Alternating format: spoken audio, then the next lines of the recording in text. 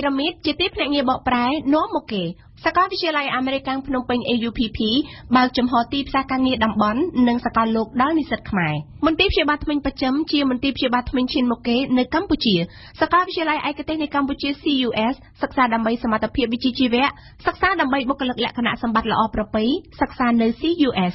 រមណីយដ្ឋាននាតាយាជាឋានសួគ៌ត្រូពិចសម្រាប់លោកអ្នកនិងសាកលវិទ្យាល័យអាស៊ីអឺរ៉ុបមានបន្ថែមសេវាកម្មធានារ៉ាប់រងនិស្សិតលើគ្រោះថ្នាក់ផ្សេងៗ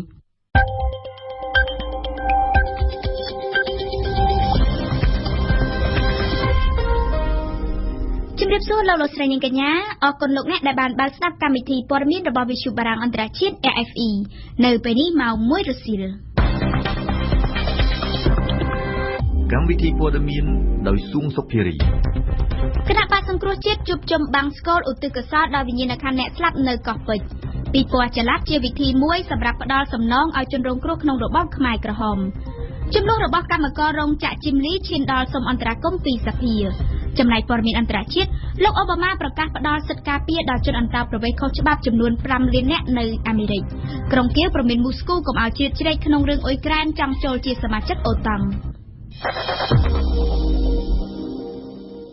យើងសូមផ្ដើមព័ត៌មានប្រចាំថ្ងៃពីគណៈបកសង្គ្រោះជាតិនិងព្រឹត្តិការណ៍ដែលមិនអាចភ្លេចបាននៅកោះពេជ្រកាលពី3ឆ្នាំមុននៅរសៀលម៉ោង2ថ្ងៃសុក្រទី21វិច្ឆិកានេះគណៈបកសង្គ្រោះជាតិនឹងជួបជុំប្រារព្ធពិធីបាំងស្កលឧទ្ទិសកុសលដល់វិញ្ញាណក្ខន្ធអ្នកស្លាប់នៅស្ពានកោះពេជ្រគណៈបកសង្គ្រោះជាតិស្នើសុំអាជ្ញាធររាជធានីភ្នំពេញសង់រោង3ប្រឡោះនៅជាប់ទីតាំងស្តុបនៅខាងមុខអតីតគោលស្ពានកោះពេជ្រដើម្បីប្រារព្ធពិធីប៉ុន្តែអាជ្ញាធររាជធានីភ្នំពេញបានបដិសេធមិនអនុញ្ញាតឲ្យគណៈបកប្រឆាំងសាងសង់រោងនោះទេដោយហេតុថាអាជ្ញាធរត្រៀមរៀបចំប្រារព្ធពិធីបាំងស្កលឧទ្ទិសកុសលជូនដល់វិញ្ញាណក្ខន្ធជនរងគ្រោះនៅព្រឹកថ្ងៃទី22វិច្ឆិកាលីមេងហួរជូនសេចក្តីរាយការណ៍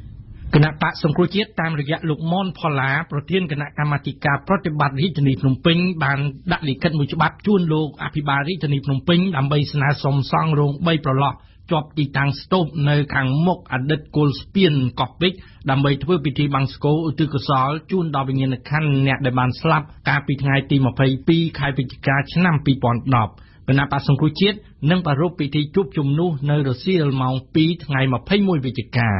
តាមលិខិតចុះថ្ងៃ18វិច្ឆិកា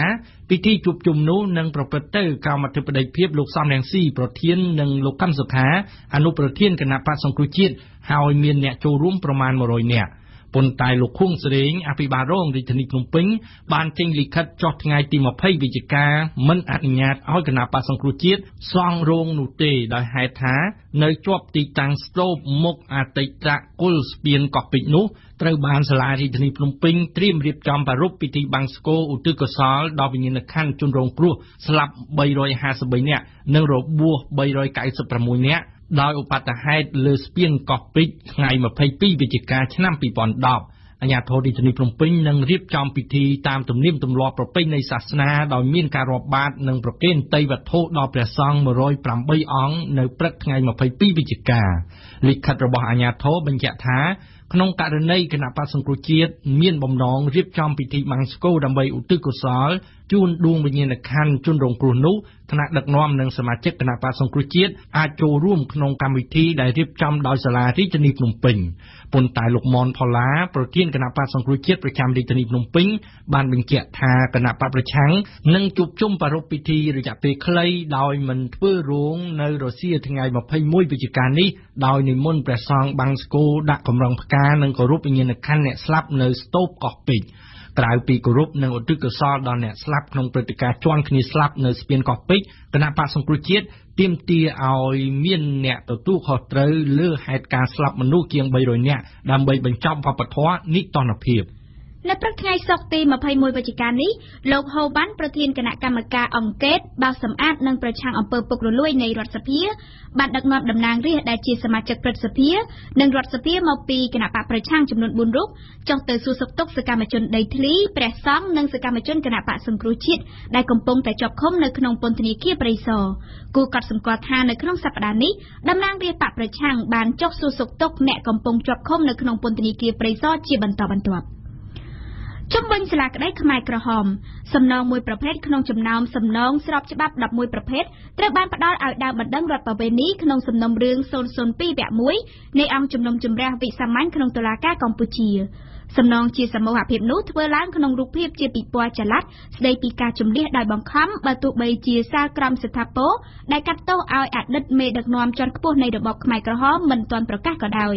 ការសម្ពោធពិព័រណ៍ចល័តនោះបានប្រព្រឹត្តទៅនៅព្រឹកថ្ងៃសុក្រនេះក្នុងទីក្រុងភ្នំពេញឯមៀកជូនព័ត៌មានអង្គភាពគាំពារជនរងគ្រោះនៃសាលាក្តីខ្មែរក្រហមអង្គការក្តីករុណានិងអង្គការដៃគូជាច្រើនទៀតបានសម្ពោធពិព័រណ៍ចល័តស្ដីពីការជំនះដោយបង្ខំកាលពីព្រឹកថ្ងៃសុក្រនៅទីក្រុងភ្នំពេញពិព័រណ៍ចល័តនេះជាមធ្យោបាយមួយក្នុងការផ្ដល់សំណងសមូហភាពមួយប្រភេទក្នុងចំណោមសំណងស្របច្បាប់11ប្រភេទជូនជនរងគ្រោះនៅក្នុងសំណុំរឿង002វគ្គ1នៃអង្គជំនុំជម្រះវិសាមញ្ញក្នុងតុលាការកម្ពុជាលោកទឹមមីនីនាយកប្រតិបត្តិនៃអង្គការក្តីករុណាបានអះអាងថានេះជាការឆ្លើយតបទៅនឹងបំណងប្រាថ្នារបស់ដើមបណ្ដឹងរដ្ឋប្រវេណីក្នុងសំណុំរឿងឧក្រិដ្ឋកម្មប្រឆាំងមនុស្សជាតិពាក់ព័ន្ធនឹងការផ្លាស់ទីលំនៅរបស់ប្រជាជនដោយបង្ខំនិងការសម្លាប់អតីតមន្ត្រីនៃរបបសាធារណរដ្ឋខ្មែរនៅទួលពោធិ៍ជ្រៅក្នុងខេត្តពោធិ៍សាត់ម្យ៉ាងទៀតបើយោងតាមលោកទឹមមីនីការតាំងពិព័រណ៍ចល័តក៏ផ្ដល់ឱកាសឲ្យយុវជនជំនាន់ក្រោយបានដឹងនិងចូលរួមទប់ស្កាត់អំពើបែបនេះកុំឲ្យកើតឡើងទៀតផងបច្ចុប្បន្នសាលក្រមដែលកាត់ទោសលោកខៀវសំផននិងលោកនួនជាឲ្យជាប់ពន្ធនាគារអស់មួយជីវិតកំពុងត្រូវបានក្រុមសហមេធាវីរបស់អតីតមេដឹកនាំជាន់ខ្ពស់នៃរបបកម្ពុជាប្រជាធិបតេយ្យទាំងពីររូបធ្វើបណ្ដឹងសារទុកប៉ុន្តែលោកពេជ្រអង្គដែលជាសហមេធាវីនាំមុខជាតិតំណាងដើមបណ្ដឹងរដ្ឋប្រវេណីបានថ្លែងថាសំណាងដែរដោយសារតុលាការអនុញ្ញាតឲ្យចាប់ផ្ដើមផ្ដល់សំណងលោកមេធាវីរូបនេះអះអាងផងដែរថាភាពរងគ្រោះរបស់ដើមបណ្ដឹងរដ្ឋប្រវេណីធំធេងណាស់ហើយថាទោះបីជាសំណងបែបនេះមិនគ្រប់គ្រាន់ក្តីក៏ការដែលមានវេទិកាសម្រាប់ឲ្យជនរងគ្រោះនិយាយអំពីការឈឺចាប់របស់ខ្លួនឲ្យយុវជនបានដឹងគឺជាការចាំបាច់ពិព័រណ៍ចល័តស្ដីពីការជំនះដោយបង្ខំមានរយៈពេល3ថ្ងៃហើយគ្រោងនឹងរៀបចំនៅខេត្តសៀមរាបនៅសប្តាហ៍ក្រោយបន្ទាប់ពីបានចាប់ផ្ដើមតាំងពីខែតុលានៅខេត្តកំពតនិងខេត្តពោធិ៍សាត់ពិព័រណ៍នេះក៏គ្រោងនឹងបដូរទៅធ្វើនៅតាមខេត្តមួយចំនួនទៀតដូចជាព្រៃវែងស្ទឹងត្រែងកំពង់ស្ពឺកំពង់ឆ្នាំងស្វាយរៀងនិងកណ្ដាលដែរដោយមានអង្គការយុវសន្តិភាពចូលរួមរៀបចំផងមុននឹងបិទបញ្ចប់នៅខែមករាឆ្នាំ2015កម្មវិធីនៃការតាំងពិព័រណ៍នៅខេត្តនីមួយៗមានចាប់តាំងពីការបង្ហាញផ្ទាំងព័ត៌មានការអានសៀវភៅការមើលឯកសារការបញ្ចាំងភាពយន្តនិងការធ្វើវេទិកាជាមួយដើមបណ្ដឹងរដ្ឋប្រវេណីដែលមានវត្តមាននៅក្នុងពិធីសម្ពោធនៅព្រឹកថ្ងៃសុក្រដែរក្រសួងយុតិធម៌បានសម្រេចកែសម្រួលសមាជិកក្រុមជនបង្គោលទទួលបន្ទុកកិច្ចការប្រឆាំងអំពើពុករលួយនៅក្នុងស្ថាប័ននិងអង្គភាពក្រមអាវ៉ាតក្រសួងយុតិធម៌រួមទាំងសាលាជំរះក្តីនិងឯកការអមសាលាជំរះក្តីគ្រប់ជាន់ថ្នាក់តាមសេចក្តីសម្រេចរបស់ក្រសួងយុតិធម៌ចុះថ្ងៃទី19វិច្ឆិកាបានឲ្យដឹងថាក្រុមជនបង្គោលទទួលបន្ទុកកិច្ចការប្រឆាំងអំពើពុករលួយដែលត្រូវបានកែសម្រួលនោះមានសមាជិកចំនួន9រូបដែលលោកកឹមសន្តិភាពអនុរដ្ឋលេខាធិការក្រសួងយុតិធម៌ជាប្រធានលោកចិនម៉ាលីនអនុរដ្ឋលេខាធិការនិងលោកច័ន្ទម៉ូណូអគ្គលេខាធិការជាអនុប្រធានរដ្ឋមន្ត្រីក្រសួងយុតិធម៌លោកអង្គវងវឌ្ឍនាកាលពីថ្ងៃទី19វិច្ឆិកាបានផ្ញើលិខិតមួយច្បាប់ទៅកាន់ប្រធានសាលាដំបងនិងព្រះរាជអាជ្ញាអមសាលាដំបងរាជធានីខេត្តដើម្បីជំរុញឲ្យមន្ត្រីនៃសាលាដំបងនិងព្រះរាជអាជ្ញាអមសាលាដំបងរាជធានីខេត្តទៅធ្វើការប្រកាសទ្រព្យសម្បត្តិបំណុលតាមរបប2ឆ្នាំសម្រាប់ឆ្នាំ2015តាមរយៈលិខិតលោករដ្ឋមន្ត្រីបានតម្រូវឲ្យប្រធានសាលាដំបងនិងព្រះរាជអាជ្ញាអមសាលាដំបងរាជធានីខេត្តចាត់វិធានការដោយធ្វើការផ្សព្វផ្សាយនិងជំរុញមន្ត្រីក្រមអាវ៉ាត់ដែលត្រូវធ្វើការប្រកាសទ្រព្យសម្បត្តិនិងបំណុលហើយយកមកដាក់នៅអង្គភាពប្រឆាំងអំពើពុករលួយចាប់ពីថ្ងៃទី12ដល់ថ្ងៃទី18ខែមករាឆ្នាំ2015ធ្វើបញ្ជីរាយនាមបុគ្គលជាប់កាតព្វកិច្ចប្រកាសទ្រព្យសម្បត្តិនិងបំណុលរបស់អង្គភាពភ្ជាប់មកក្រសួងយុតិធម៌ឲ្យបានមុនថ្ងៃទី30វិច្ឆិកាឆ្នាំ2014និងធ្វើរបាយការណ៍បញ្ចប់ស្ដីពីការប្រកាសទ្រព្យសម្បត្តិនិងបំណុលផ្ញើមកក្រសួងយុតិធម៌ដល់ឡែកនៅព្រឹកថ្ងៃទី21វិច្ឆិកានេះកម្មកររោងចក្រជីមលីជាច្រើនរយនាក់បានបន្តប្រមូលផ្ដុំគ្នានៅខាងមុខរដ្ឋសភាជាតិដើម្បីស្នើសុំឲ្យមានកិច្ចអន្តរាគមន៍ចំពោះការទាមទារលក្ខខណ្ឌចំនួន9ចំណុចរបស់ខ្លួនការទាមទារនេះគឺក្រោយពេលគ្មានដំណោះស្រាយរវាងក្រសួងការងារនិងក្រុមកម្មករយើងស្ដាប់សុនមេសា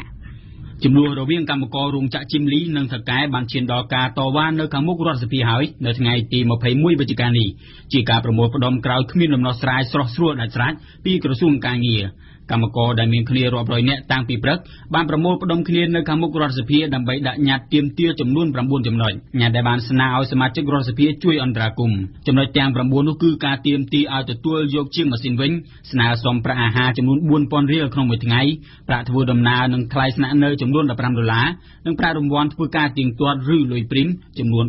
$18រួមទាំងការផ្ដល់ប្រាក់ខែចំនួន3ខែមុនសម្រាប់អ្នកសម្រាលកូនជាដើមក្រុមអ្នកតវ៉ាបានអះអាងថាចំណុចទាំង9នេះគឺជាចំណុចប្រឈមនៅក្នុងរោងចក្រហើយក៏ជាការទាមទារដើម្បីឲ្យមានលក្ខខណ្ឌការងារល្អប្រសើរសម្រាប់កម្មករនៅក្នុងរោងចក្រ Chim Lee ដែលមានទីតាំងនៅសង្កាត់កំពូលខណ្ឌពោធិ៍សែនជ័យផងដែរលោកប៉ៅស៊ីណាប្រធានសហជីពចលនាកម្មករបានលើកឡើងថាលោករំពឹងថាដំណោះស្រាយនៅរោងចក្រ Chim Lee នឹងអាចដោះស្រាយបានតាមរយៈកិច្ចអន្តរាគមន៍ពីរដ្ឋសភាតាមរយៈគណៈកម្មការទី8បានចេញមកទទួលញត្តិពីប្រជាពលរដ្ឋនិងបានសន្យាកោះហៅមន្ត្រីក្រសួងការងារមកឆ្លើយនៅក្នុងសភាផងដែរសូមរំលឹកថាបាតកម្មរបស់ក្រុមកម្មកររោងចក្រ Chim Lee បានផ្ទុះឡើងកាលពីថ្ងៃទី17វិច្ឆិកាកន្លងទៅដោយសារតែការបណ្តេញចេញកម្មករជាងភ្លើងកាលពីថ្ងៃទី$30ហើយចំនួននេះបានក្លាយជាបាតកម្មធំឡើងដែលក្រុមកម្មករកាលពីថ្ងៃទី19វិច្ឆិកាបានប្រមូលផ្ដុំគ្នាតវ៉ានៅខាងមុខក្រសួងការងារថែមទៀតផងលោកប៊ុងសវណ្ណអគ្គលេខាធិការរងនៃគណៈកម្មការសម្រាប់ការដោះស្រាយបាតកម្មនិងកោតកម្មគ្រប់មុខសញ្ញានៃក្រសួងការងារបានលើកឡើងថាសំណើរបស់ក្រុមកម្មករដែលទាមទារគឺមានលក្ខណៈលើសពីច្បាប់ដែលមានចែងហើយការទាមទារនេះអាចលំបាកសម្រាប់ការចរចាជាមួយភាគីរោងចក្រលោកប៊ុងសវណ្ណបានគូបញ្ជាក់ថាក្រសួងកំពុងបន្តការសម្របសម្រួលរវាងភាគីចំនួនទាំងពីរប៉ុន្តែនៅក្នុងករណីមិនស្រស់ស្រួលគ្នានោះក្រសួងការងារនឹងបន្តករណីទៅក្រុមប្រឹក្សាអាជ្ញាកណ្ដាលដើម្បីដោះស្រាយជាបន្តទៀតយ៉ាងណាក៏ដោយក្រុមកម្មករដែលបានប្រមូលផ្ដុំគ្នាដាក់ញត្តិសុំកិច្ចអន្តរាគមន៍ពីរដ្ឋសភានៅព្រឹកថ្ងៃសុក្រទី21វិច្ឆិកានេះបានរំសាយទៅវិញហើយយើងសូមជម្រាបពីព័ត៌មានអន្តរជាតិវិញដែលនិយាយពីអាមេរិកប្រធានាធិបតីអាមេរិកលោកបារ៉ាក់អូបាម៉ានឹងផ្ដល់សិទ្ធិការពារដល់ជនអន្តោប្រវេសន៍ខុសច្បាប់ចំនួន5លាននាក់ពីការបណ្តេញចេញដែលអនុញ្ញាតឲ្យក្រុមគ្រួសាររបស់ពួកគេចាកចេញពីស្រមោលអតីតកាលនិងអាចស្វែងរកការងារធ្វើបានដោយស្របច្បាប់នេះគឺជាការថ្លែងសន្ទរកថារបស់លោកតាមរយៈកញ្ចក់ទូរទស្សន៍ដើម្បីប្រកាសសំណើជាក់លាក់មួយចំនួនជួយជនអន្តោប្រវេសន៍ខុសច្បាប់ដែលកំពុងតែរស់នៅលើទឹកដីសហរដ្ឋអាមេរិកនៅថ្ងៃប្រហ័សម្សិលមិញប៉ុន្តែការប្រកាសរបស់លោកអូបាម៉ានៅពេលនេះបានធ្វើឲ្យគណៈបកសាធារណរដ្ឋរិះគន់យ៉ាងខ្លាំងសេដ្ឋវិមានបាននិយាយថាប្រជាជនដែលគ្មានឯកសារគ្រប់គ្រាន់ស្ទើរតែទាំងអស់ដែលបានរស់នៅក្នុងទឹកដីអាមេរិកច្រើនជាង5ឆ្នាំហើយដែលមានកូនជាសញ្ជាតិអាមេរិកឬក៏ជាប្រជាជនដែលស្នាក់នៅជាអចិន្ត្រៃយ៍ស្របច្បាប់នោះអាចនឹងដាក់ពាក្យសុំធ្វើការបានដោយស្របច្បាប់សម្រាប់រយៈពេល3ឆ្នាំសូមបញ្ជាក់ថាសប្តាហ៍ថ្ងៃនេះមានជនអន្តោប្រវេសន៍ខុសច្បាប់ចំនួន11លាននាក់កំពុងតែរស់នៅនិងធ្វើការដោយលួចលាក់ក្នុងសហរដ្ឋអាមេរិកភាគច្រើននៃបណ្ដាជនទាំងនោះជាជនជាតិមិចស៊ិកទោះបីជាធ្លាប់មានការសម្រួលដល់ជនអន្តោប្រវេសន៍កាលពីឆ្នាំ1986នៅក្នុងសម័យរបស់លោក Ronald Reagan ក៏ដោយក៏ការប៉ុនប៉ងជាច្រើនដងនៅក្នុងការធ្វើកំណែទម្រង់ប្រព័ន្ធអន្តោប្រវេសន៍អាមេរិកតែងតែជួបបរាជ័យក្នុងអាណត្តិប្រធានាធិបតីបន្តបន្ទាប់លោកអូបាម៉ាធ្លាប់បានប្រកាសថាសំណុំរឿងជនអន្តោប្រវេសន៍ជាអាទិភាពក្នុងកម្មវិធីនយោបាយរបស់លោកពេលឡើងកាន់តំណែងប្រធានាធិបតីកាលពីឆ្នាំ2009មកដល់ពេលនេះលោកអូបាម៉ាសល់ពេលត្រឹមតែ2ឆ្នាំទៀតប៉ុណ្ណោះមុនផុតអាណត្តិដើម្បីដោះស្រាយសំណុំរឿងដ៏ស្មុគស្មាញមួយនេះវិធានការរបស់លោកអូបាម៉ាពុំបានធ្វើឲ្យគូប្រជែងខាងគណៈបកសាធារណរដ្ឋសប្បាយចិត្តឡើយសមាជិកសភានិងព្រឹទ្ធសភារបស់គណៈបកសាធារណរដ្ឋបានកាត់ប្រកាន់លោកអូបាម៉ាថាធ្វើការសម្រេចចិត្តតែឯកឯងផ្ទុយពីប្រពៃណីប្រជាធិបតេយ្យអាមេរិកសមាជិកព្រឹទ្ធសភា Ted Cruz បានចាត់ទុកទង្វើរបស់លោកអូបាម៉ាថាជាសេចក្តីបង្គាប់ដាច់អហង្ការរបស់អធិរាជសមាជិកសភាខ្លះមានមន្ទិលសង្ស័យថាតើសេចក្តីសម្រេចរបស់លោកអូបាម៉ាស្របទៅតាមរដ្ឋធម្មនុញ្ញដែរទេចំណែកឯសមាជិកសភាខ្លះទៀតស្នើលោកអូបាម៉ាទុកពេលឲ្យសភាតំណាងរាស្ត្រនិងព្រឹទ្ធសភាចំណាយពេលវេលាធ្វើការលើសំណុំរឿងនេះអនុប្រធានាធិបតីអាមេរិកលោកโจ Biden នឹងជួបជាមួយនឹងមេដឹកនាំអ៊ុយក្រែននៅថ្ងៃសុក្រនេះនៅក្នុងខួបនៃការវាយប្រហារផ្ដួលរលំរបបក្រុមគាំទ្រវិមានក្រេមឡាំង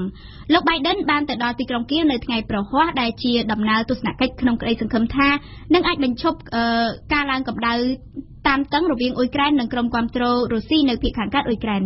គូជំរាបជូនថាមនុស្សជិត 1000 នាក់ហើយត្រូវបានសម្លាប់នៅក្នុងតំបន់ដែលមានចំនួនហែកហួននៅអ៊ុយក្រែនតាំងពីមានបទឈប់បាញ់កាលពីខែកញ្ញារហូតដល់ថ្ងៃទី18វិច្ឆិកាខណៈមនុស្សជាច្រើនពាន់នាក់ផ្សេងទៀតត្រូវបានបង្ខំចិត្តផ្លាស់លំនៅឋាននេះបើតាមអង្គការសហប្រជាជាតិដែលបាននិយាយនៅថ្ងៃប្រហ័នម្សិលមិញនិយាយពីអ៊ុយក្រែនផងដែរអ៊ុយក្រែនបានព្រមានទីក្រុងមូស្គូកុំឲ្យជ្រៀតជ្រែកក្នុងរឿងអ៊ុយក្រែនចង់ចូលជាសមាជិកអូតាំងអ្នកនាំពាក្យវិមានគឹមឡាំងបានថ្លែងនៅក្នុងបទសម្ភាសន៍សម្រាប់ប្រព័ន្ធផ្សព្វផ្សាយអង់គ្លេស BBC ថារុស្ស៊ីត្រូវការឲ្យមានការសន្យាធានាពីខាងអូតាំងថានឹងពុំទទួលអ៊ុយក្រែនចូលជាសមាជិកបកសម្ព័ន្ធនេះឡើយការទាមទាររបស់រុស្ស៊ីបែបនេះបានញ៉ាំងឲ្យក្រសួងការបរទេសអ៊ុយក្រែនបញ្ចេញប្រតិកម្មដោយច្រឡោតយើងស្ដាប់កៅឆាយារាយការណ៍ពីទីក្រុងមូស្គូក្នុងបទសម្ភាសន៍ទៅប្រព័ន្ធផ្សព្វផ្សាយអង់គ្លេស BBC អ្នកនាំពាក្យផ្លូវការរបស់វិមានក្រមឡាំងលោក Dmitry Peskov ថ្លែងថារហូតមកទល់ឥឡូវគ្មាននរណាម្នាក់បានផ្ដល់មករុស្ស៊ីនៅពាក្យសន្យាធានាឲ្យបាន 100% ឡើយថាអ៊ុយក្រែននឹងពុំត្រូវទទួលឲ្យចូលជាសមាជិកបកសម្ព័ន្ធអូតង់ម្ល៉េះហើយបានជាស្ថានភាពបែបនេះញ៉ាំងក្រុងមូស្គូឲ្យព្រួយបារម្ភជានិច្ចលុះទាល់តែបង្ខំភាគីរុស្ស៊ីឲ្យចាត់វិធានការបង្ការខ្លួនជាមុនព្រមជាមួយនេះមន្ត្រីជាន់ខ្ពស់រូបនេះតំណាងឲ្យវិមានក្រមឡាំងចោទបច្ចឹមលោកថាកំពុងតែឡោមព័ទ្ធប្រទេសរុស្ស៊ីតែម្ដងចំណែកលោករដ្ឋមន្ត្រីការបរទេសរុស្ស៊ី Sergei Lavrov ថ្លែងក្នុងសភាឌូម៉ាលើកឡើងថាការដែលអ៊ុយក្រែនពុំព្រមបោះបង់លក្ខន្តិកៈខ្លួនជារដ្ឋស្ថិតនៅក្រៅប្លុកយោធាគឺមានន័យថាអ៊ុយក្រែនប្រកាន់យកបន្ទាត់ឆ្ពោះទៅដោះស្រាយវិបត្តិតាមផ្លូវប្រើកម្លាំងអាវុធប្រតិកម្មពីខាងក្រុងគៀវគឺរំលេចឲ្យឃើញដោយសេចក្តីថ្លែងការណ៍របស់ក្រសួងការបរទេសអ៊ុយក្រែនដែលថាអ៊ុយក្រែនជារដ្ឋឯករាជ្យអធិបតេយ្យហើយមានតែប្រជាជនអ៊ុយក្រែនប៉ុណ្ណោះដែលមានសិទ្ធិសម្រេចតើប្រទេសខ្លួនត្រូវដើរតាមមាគ៌ាណាត្រូវចូលឬមិនចូលក្នុងបកសម្ព័ន្ធនេះឬនោះអ៊ុយក្រែនឥតត្រូវការដំបូន្មានពីខាងនរណាឡើយកុំថាដល់ទៅសម្ពាធមកលើខ្លួនក្នុងបញ្ហាបែបនេះសម្ពាធដែលអ៊ុយក្រែនច្រានចោលជាដាច់ខាតក្រុងគៀវចង់ទទួលពីម៉ូស្គូនៅការធានាឲ្យបាន 100% ថារុស្ស៊ីមិនលូកដៃជ្រៀតជ្រែកចូលកិច្ចការផ្ទៃក្នុងអ៊ុយក្រែនមិនបញ្ជូនកងទ័ពខ្លួនចូលដែនដីអ៊ុយក្រែនមិនភ្ជាប់យកទឹកដីអ៊ុយក្រែនទៅជាទឹកដីឧបសម្ព័ន្ធរបស់រុស្ស៊ីឡើយប៉ុន្តែមកទល់ឥឡូវរុស្ស៊ីមិនព្រមផ្ដល់ការធានាបែបនេះដល់អ៊ុយក្រែនឡើយឬមួយម៉ូស្គូធ្វើខ្វាក់មិនព្រមឃើញទឹកចិត្តក្តៅក្រហាយនៅក្នុងលោកទាំងមូលចំពោះទង្វើរុស្ស៊ីទល់នឹងអ៊ុយក្រែនរីឯសេតមានក្រុងវ៉ាស៊ីនតោនទើបថ្លែងថាការសម្រេចចិត្តរបស់អ៊ុយក្រែនថាអាចចូលជាសមាជិកអូតង់ត្រូវតែអនុម័តគឺដោយអាជ្ញាធរអ៊ុយក្រែននិងដោយថ្នាក់ដឹកនាំអូតង់តែម្ដងដោយគ្មានការលូកដៃពីក្រៅ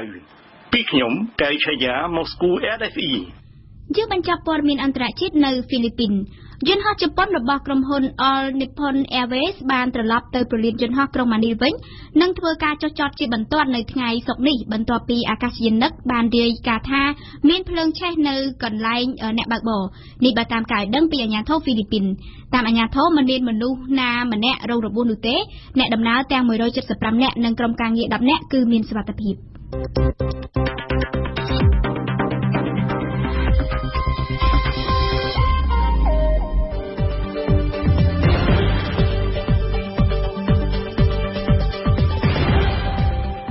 វិទ្យុបារាំង RFI ភ្នំពេញ 92 MHz សៀមរាប 92 MHz បាត់ដំបងក្រុងព្រះសីហនុនិងកំពង់ចាម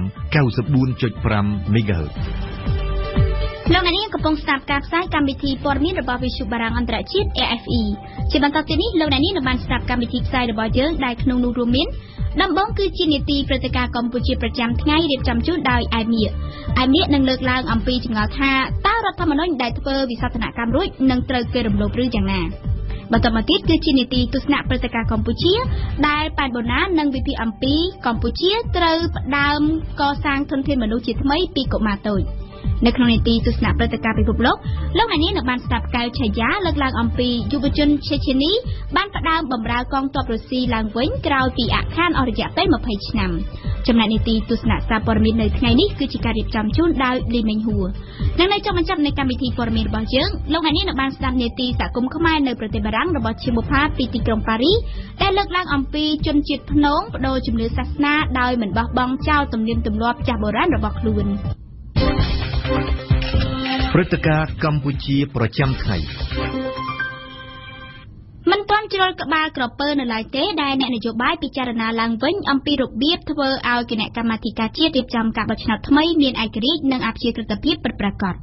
ដែលសង្កេតឃើញថាគណៈបកប្រជាជនកម្ពុជានិងគណៈបកសង្គ្រោះជាតិហាក់ដូចជាមាននិន្នាការផ្ទុយពីរដ្ឋធម្មនុញ្ញដែលទៅតែធ្វើវិសោធនកម្មរួចអង្គការជំនាញខាងកិច្ចការបោះឆ្នោតនៅតែទទូចឲ្យក្រុមការងារបច្ចេកទេសដឹកនាំដោយលោកប៊ិនឈិននិងលោកគួយប៊ុនរឿនធ្វើយ៉ាងណាឲ្យកោជបថ្មីជាស្ថាប័នដែលគ្រប់គ្នាអាចទុកចិត្តបានដើម្បីស្ថិរភាពនយោបាយនិងកិច្ចអភិវឌ្ឍសង្គមកម្ពុជាជុំវិញរឿងនេះសូមអញ្ជើញលោកអ្នកនាងស្ដាប់សេចក្តីរាយការណ៍របស់អែមនេះហេតុនេះបានជាគណៈបច្ចុប្បន្នហាក់ដូចជាខ្លាចសញ្ជាតិពីរនោះឯងដល់បាទអត់មានខ្លាចផងហើយយ៉ាងម៉េចបានមិនវាយើងមិនថាខ្លាចគំនិតគឺអញ្ចេះណាយើងឲ្យសញ្ជាតិតែមួយគឺដើម្បីឲ្យគាត់បញ្ជាក់ថាគាត់មានសញ្ជាតិខ្មែរហើយគាត់ធ្វើការហ្នឹងគឺថាអត់មានពាក់ព័ន្ធជាមួយនឹងកន្លែងដទៃទេអព្យាក្រឹតភាពហ្នឹងគឺយើងចង់ឲ្យគាត់អព្យាក្រឹតណាកុំឲ្យវាមានហើយយើងនិយាយឲ្យឆ្ងាយទៅគឺថាអាចមានអធិពលពីនេះពីនោះយើងមិនចង់ឲ្យមានតែប៉ុណ្ណឹងទេគឺដូចជាសំណុំពរដែលថាយើងគិតថាកោជបលើកនេះជាកោជបដែលឯករាជ្យអព្យាក្រឹតហើយដែលមានចារនៅក្នុងរដ្ឋធម្មនុញ្ញវាខុសពីមុនច្បាប់កំណត់អីទៅជាកោជបណាកំណត់ច្បាប់បោះឆ្នោតទេតែម្ដងនេះកោជបជាស្ថាប័នដែលមានចែងក្នុងរដ្ឋធម្មនុញ្ញដែលយើងភាសាគឺជានិយមន័យទេណាស្ថាប័នដែលមានចែងក្នុងរដ្ឋធម្មនុញ្ញគឺជាស្ថាប័នធម្មនុញ្ញនឹងហើយមកដល់ពេលនេះតើអាដាមមានសុខភាពនិយមថានឹងមានកោជបមួយឯករាជ្យនិងអព្យាក្រឹតទេនៅពេលចាប់ការយើងនិយាយអំពីកោជបឯករាជ្យហើយយើងពិបាកនិយាយពីព្រោះសមត្ថភាពវារើសដោយឋានៈបកលោកយុគគុលបញ្ញានាយកប្រតិបត្តិអង្គការ Confrel ចឹងវាប្រឆាំងនឹងរដ្ឋធម្មនុញ្ញដែលយើងបានអនុម័តហើយព្រោះយើងនិយាយចឹងបានន័យថាយើងទៅប្រឆាំងរដ្ឋធម្មនុញ្ញខ្លួនឯងដែលយើងបានធ្វើអនុម័តវិសោធនកម្មចំពោះទី15ហ្នឹងហើយយើងនិយាយថាធ្វើមកឲ្យគេធ្វើការមានអព្យាក្រឹតនេះយើងទៅធ្វើច្បាប់មួយប្រឆាំងរដ្ឋធម្មនុញ្ញខ្លួនឯងគោលការណ៍ខ្លួនឯងហ្នឹងវាមានបញ្ហាណាអញ្ចឹងយើងខិតខំធ្វើយើងថាយើងខិតខំធ្វើប៉ុនមិនអាចវាមិនធានា 100% ប៉ុនយើងទៅនិយាយថាយើងខិតខំធ្វើឲ្យកោជបថ្មីគេមានលក្ខណៈឯករាជ្យហើយធ្វើការងារដោយប្រកបដោយអព្យាក្រឹតរបៀបកំណត់លក្ខណៈវិនិច្ឆ័យរបៀបជ្រើសរើសហើយធ្វើការឲ្យមានការត្រួតពិនិត្យទៅលើការងារកោជបនោះឲ្យបានដល់ពីអង្គការគុំសិពលអីខ្ញុំថាជួយច្រើនធ្វើឲ្យគាត់ធ្វើការមានការប្រុងប្រយ័ត្នច្រើនជាងមុនមិនអាចថាខ្ញុំទៅរៀបចំកោជបមួយរកតែគ្នាខ្ញុំអានោះវាទៅប្រឆាំងនឹងអ្វីដែលខ្លួនឯងអវិសោធនកម្មឬរដ្ឋធម្មនុញ្ញខ្លួនឯងលោកបណ្ឌិតហងពុធានាយកអង្គការ NICFIX នេះជាភាពចម្រូងចរះមួយដែលក្នុងនាមអ្នកសង្កេតការណ៍ខ្ញុំបានមើលឃើញតាំងពីដើមទីថាបើសិនជាសមាជិករបស់កោជបផ្ដើមចេញពីគណៈបកនយោបាយទាំងពីរនោះបង្ហាញពីភាពមិនឯករាជ្យទៅហើយបើសិនជាលក្ខខណ្ឌនៃការចរចាមិនបានដាក់លក្ខណៈវិនិច្ឆ័យហើយនឹងគោលការណ៍ជាក់លាក់ដើម្បីឲ្យសមាជិកទាំងនោះធ្វើការដោយឯករាជ្យទេខ្ញុំគិតថាកោជបនេះប្រហែលជាពិបាកឆ្លើយតបនឹងឯករាជ្យភាពនិងអព្យាក្រឹតភាពរបស់ខ្លួនណាស់ចឹងហើយបានតែការឯកភាពនេះកន្លងមកហាក់ដូចជាតម្រូវចិត្តទៅលើគណៈបកទាំងពីរមិនទាន់តម្រូវចិត្តគណៈបកនយោបាយទាំងអស់មិនទាន់តម្រូវចិត្តសាធារណជនទាំងអស់ទេប៉ុន្តែយ៉ាងណាក៏ដោយក៏យើងលើកទឹកចិត្តឲ្យគណៈបកទាំងពីរធ្វើការជាមួយគ្នាបន្ថែមទៀតដើម្បីស្ថិរភាពនយោបាយនិងកិច្ចអភិវឌ្ឍសង្គមកម្ពុជាបាទប៉ុន្តែគាត់និយាយថាកោជបលើកនេះមានតុល្យភាពក្នុងការធ្វើសេចក្តីសម្រេចក៏លមុនហ្នឹងវាបាត់បង់នៅតុល្យភាពគឺការសម្រេចទៅលើមតិភាគច្រើននៃមន្ត្រីដែលរើសចេញពីក្រសួងមហាផ្ទៃនិងគណៈរដ្ឋមន្ត្រីហ្នឹងគឺភាគច្រើនមកពីគណៈបព្វជិជនបាទប៉ុណ្ណឹងឯងប៉ុន្តែអព្យាក្រឹតភាពគឺក្នុងការអនុវត្តសមត្ថកិច្ចនិងការងាររបស់ខ្លួនតែប៉ុណ្ណឹងអាយដាមព្រំញៀនវិចិត្រសមាជិកក្រុមប្រឹក្សាធម្មនុញ្ញនិងជាអ្នកនាំពាក្យផងគណៈបកទាំងពីរគឺគណៈបកប្រជាជនកម្ពុជានិងគណៈបកសង្គ្រោះជាតិបានឯកភាពគ្នាបង្កើតសមាជិកកោជបថ្មីគណៈកម្មាធិការជាតិរៀបចំការបោះឆ្នោតថ្មីដើម្បីជំនួសសមាជិកកោជបចាស់ហើយគណៈបកទាំងពីរឯកភាពគ្នាថាចាត់តាំងមនុស្ស4អ្នកមកខាងឲ្យមកចូលនៅក្នុង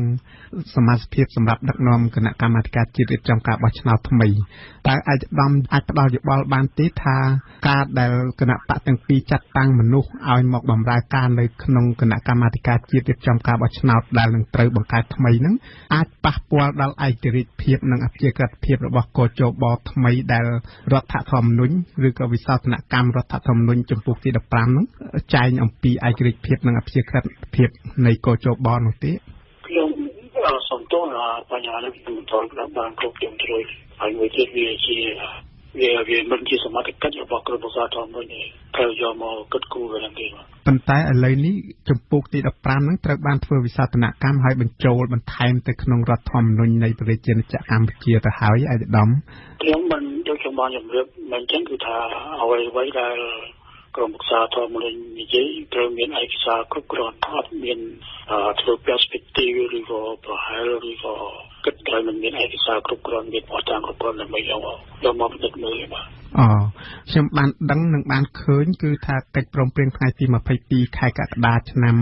2014នេះគឺមានចែងអំពីការតែងតាំងសមាជិកកជបដោយគណៈបកនយោបាយមួយខាង4រូបមួយខាង4រូបហើយរដ្ឋធម្មនុញ្ញជំពូកទី15ចែងអំពីឯករាជ្យភាពនិងអព្យាក្រឹតភាពរបស់គណៈកម្មាធិការជាតិរៀបចំការបោះឆ្នោតថ្មីតើអាយដាមអាចផ្ដល់យោបល់បានទេថាវាមានដំណើរយ៉ាងម៉េចទៅនៅក្នុងរឿងហ្នឹងបាទខ្ញុំយល់ហើយពីរឿងចំពោះទី15ថ្មីដែលគេចូលមកក្នុងរដ្ឋធម្មនុញ្ញនេះខ្ញុំយល់ហើយប៉ុន្តែអ្វីដែលវាសំខាន់នោះគឺថាវាស្ថិតនៅលើដែលគណៈកម្មាធិការដែលគេកំពុងធ្វើសំណើគេកំពុងតែចរចានេះកំពុងតែព្រៀងផ្សេងស្ដីច្បាប់គេហ្នឹងបាទមានឯកឧត្តមគំនិតចិនមានឯកឧត្តមគួររឿងលោកធ្វើហ្នឹងបានលោកច្បាស់លាស់ពួកគាត់កំពុងតែធ្វើបាទហើយខាងខ្ញុំនេះអ្វីដែលសម្រាប់ទៅហើយអាហ្នឹងវាជារឿងមួយទៅហើយប៉ុន្តែអ្វីដែលគិតឡើងជាថ្មីវាអត់ទាន់យើងសមត្ថភាពមិនសមត្ថភាពអីហ្នឹងគឺថាតើមានជាក់ស្ដែងមកបាននិយាយការធ្វើលោកយុគលបញ្ញានាយកប្រតិបត្តិអង្គការ Confrel គេអាចធ្វើបានឲ្យកោជបនឯករាជ្យបានហើយធ្វើការងារមានអព្យាក្រឹតបានឥឡូវនេះយើងចង់ឲ្យគណៈបកទាំងពីរហ្នឹងអ្នកសម្រាប់វាជាការល្អហើយដែលឲ្យគណៈបកទាំងពីរមានអំណាចសម្រេចអាហ្នឹងគឺធំក៏ប៉ុន្តែដើម្បីធានាដំណើរសមាជិកភាពនៃកោជបមកការឯករាជ្យគេអាចធ្វើបានថាគេកំណត់លក្ខណៈវិនិច្ឆ័យឧទាហរណ៍ទេវាចង់បានលើឯករាជ្យបានន័យថាគណៈបកទាំងពីរនឹងរើស4ប៉ុន្តែរើសអ្នកណាដែលមិនមែនជាសមាជិកគណៈបកឧទាហរណ៍អញ្ចឹងហើយពេលបំពេញការងារនៅក្នុងគណៈបកនយោបាយមិនត្រូវទៅធ្វើសកម្មភាពបម្រើឲ្យគណៈបកនយោបាយអញ្ចឹងទៅហើយពេលចប់2ឆ្នាំក្រោយមកមិនត្រូវទៅជាសមាជិកគណៈបកនយោបាយអានឹងយើងដាក់លក្ខណៈគេហៅលក្ខណៈវិនិច្ឆ័យដើម្បីរើសបានតាមួយហើយត្រូវការសមត្ថភាពបណ្ណានេះគេកំណត់ឲ្យច្បាស់ទៅអានឹងជារបៀបកំណត់លក្ខណៈវិនិច្ឆ័យទី2របៀបរើសទៀតដើម្បីឲ្យការរើសនឹងវាតម្លាភាពត្រឹមត្រូវក៏គេអាចជួយពិនិត្យមើលបេក្ខជនដែលគាត់ដាក់ធ្វើជាកោជបហ្នឹងឯងដាក់ឲ្យសាធារណជនគេមើលជួយអីចឹងទៅតើឲ្យបេក្ខជននឹងអ្នកណាដែលគេគិតថាខ្លួនឯងមានសមត្ថភាពដាក់ពាក្យទៅហើយបន្ទាប់មកឲ្យទៅសាធារណជនគេជួយមើលថាបេក្ខជននឹងដែលយើងធ្វើ short list ហ្នឹងដែលធ្វើយើងសម្រាំងយកមក4ហ្នឹងគណៈបកដែលសម្រាំង4ហ្នឹងតើពួកគេគួរឲ្យជួយទុកចិត្តបានទេឲ្យមហាជនគេជួយឲ្យយោបល់មតិអីចឹងទៅហើយខ្លួនឯងអ្នកសម្រេចទៅហើយបើយើងគណៈបកទាំងពីរនេះគ្មានសមត្ថភាពក្នុងការរើសមនុស្សដើម្បីធ្វើការឲ្យបានឯករាជ្យត្រឹមត្រូវបានន័យថាយើងមានបញ្ហាដឹកនាំរដ្ឋហ្នឹងគឺថាយើងអត់អាចរកមនុស្សសមត្ថភាពឯករាជ្យបានមានន័យថាយើងអនាគតទៅដឹកនាំរដ្ឋធំបច្ចុប្បន្នទៅអនាគតហ្នឹងក៏អាចបញ្ហាដែរស្រុកយើងវាអញ្ចឹងបើតាមយោបល់របស់លោកបណ្ឌិតហងពុធាដែលជានាយកប្រតិបត្តិនៃអង្គការ MITFIX ដែលជំនាញខាងការបោះឆ្នោតដែរលោកបណ្ឌិតយល់ថាធ្វើយ៉ាងម៉េចដើម្បីជៀសវាងភាពមិនអព្យាក្រឹតភាពមិនឯករាជ្យរបស់គណៈកម្មាធិការជាតិរៀបចំការបោះឆ្នោតថ្មីដែលនឹងត្រូវបង្កើតឡើងនោះយើងបានដាក់សេចក្តីស្នើឲ្យជ្រើសរើសសមាជិកកោជបហ្នឹងផ្ដើមចេញពីជនអព្យាក្រឹតឲ្យបានច្រើននោះគឺជារឿងសំខាន់ប៉ុន្តែបើគណៈបកនយោបាយទាំងពីរលោកស្រុកស្រួលគ្នាថាយកភាគីមកពីខាងគណៈបកទៅហើយនោះយើងខ្ញុំមិនមានការរារាំងនឹងការសម្រេចចិត្តនេះទេប៉ុន្តែបើសិនបើបង្កើតបានសមាជិកគណៈកម្មការជាតិរៀបចំការបោះឆ្នោតហើយរៀបចំខ្សែបន្ទាត់ដូចជាផ្លូវរថភ្លើងអញ្ចឹងរៀបចំបន្ទាត់ឲ្យគាត់រត់លើហ្នឹងដើម្បីកុំឲ្យប្រឆាំងពីអព្យាក្រឹតភាពនិងឯករាជ្យភាពនោះបានតម្លៃនៃគណៈកម្មការជាតិរៀបចំការបោះឆ្នោតថ្មីហ្នឹងជាគណៈកម្មការដែលមានតម្លៃសម្រាប់មហាជននិងគណៈបកនយោបាយមានទំនុកចិត្តបាទបញ្ហាសំខាន់គឺលទ្ធផលបោះឆ្នោតដែលអាចមានការមិនទទួលស្គាល់ពីគណៈបកណាមួយតើកោជបថ្មីអាចកើតឡើងនេះនឹងផ្ដល់លទ្ធផលមួយអព្យាក្រឹតឬក៏ឯករាជ្យឲ្យគណៈបកទាំងអស់ទទួលយកបានក្នុងគោលដៅហ្នឹងហើយបានយើងចង់ថាដើម្បីជៀសវាងកុំឲ្យលទ្ធផលក្រោយលទ្ធផលនៃការបោះឆ្នោតកុំឲ្យមានវិបត្តិដោយការបោះឆ្នោតមុនអញ្ចឹងហើយបានក្រុមការងាររបស់យើងនឹងខិតខំពិនិត្យមើលអំពីបញ្ហាដែលកើតមាននៃការបោះឆ្នោតពីមុនមកធ្វើជាបទពិសោធន៍ដើម្បីយើងចែងឲ្យច្បាស់ នៅក្នុងច្បាប់របស់យើងដើម្បីធានាថាលទ្ធផលមួយឲ្យអ្នកឈ្នះឈ្នះដោយកិត្តិយសអ្នកចាញ់អស់ចិត្ត ឥឡូវនេះយើងបានសម្រួលគ្នាមិញនេះមក2ម៉ោងយើងសម្រួលគ្នាអំពីលក្ខណៈសម្បត្តិឥឡូវយើងវិលទៅលក្ខណៈសម្បត្តិរបស់កោជបសមាជិកកោជបក៏យើងសម្រួលអំពីសញ្ញាបត្រហ្នឹងគឺថាយើងមិនតម្រូវដូចមុនថាមានសញ្ញាបត្រខាងច្បាប់ខាងរដ្ឋបាលខាងសេដ្ឋកិច្ចខាងអីទេយើងអត់រាប់ទេតែមានសញ្ញាបត្រចាប់ពីឧត្តមសិក្សាឡើងទៅអញ្ចឹងយើងទូលាយមកណាហ្នឹងគឺសម្រួលតាំងកោជបហើយនៅអគ្គលេខាធិការរងរបស់គណៈកម្មការជាតិរៀបចំការបោះឆ្នោតយើងក៏សម្រួលទៀតសម្រួលអំពីបទពិសោធន៍ការងារបោះឆ្នោតនឹងយើងអត់ដាច់ដាក់ថាការងារបោះឆ្នោតទេព្រោះថាអញ្ចេះយើងយល់ថាខាងគណៈបកសង្គ្រោះជាតិលោកក៏ពិបាកនឹងរកមនុស្សខ្លាចលោកពិបាករកមនុស្សអញ្ចឹងយើងសម្រួលថាមានបទពិសោធន៍ការងារទេត្រឹមការងារ5ឆ្នាំអញ្ចឹងយើងត្រូវគ្នាបានច្រើនលោកយកគុលបញ្ញាព្រោះមុនយើងឲ្យការសម្រេចចិត្តហ្នឹងទៅគណៈបកតែមួយគណៈបកកាន់អំណាចឥឡូវយើងឲ្យបានគណៈបកពីររឿងសម្រេចចិត្តណាប៉ិនកុំឲ្យច្បងរវាងការសម្រេចចិត្តនិងយើងរើសយកគ្នាយើងអានេះវាខុសគ្នាលោកដិតដើម្បីជៀសវាងភាពមិនអព្យាក្រឹតរបស់កោជបគណៈបកទាំងពីរបានយករឿងសញ្ជាតិយកមកជជែកហើយត្រៀមនឹងដាក់ឲ្យថ្នាក់ដឹកនាំកម្ពុជាសម្រាប់ជាក្រោយតើរឿងសញ្ជាតិនេះពិតជាបញ្ហាដែលនាំឲ្យសមាជិកកោជបថ្មីហ្នឹងមិនឯករាជ្យមិនអព្យាក្រឹតឬក៏យ៉ាងណាខ្ញុំយល់ថាបញ្ហាសញ្ជាតិមួយឬក៏លើកទី1មិនមែនជាឧបសគ្គសម្រាប់ដំណើរការកោជបថ្មីនោះទេផ្ទុយទៅវិញកម្ពុជាពិតជាត្រូវការមនុស្សដែលមានសមត្ថភាពមនុស្សដែលភាគីទាំងពីរបានព្រមព្រៀងគ្នាទទួលយកហើយ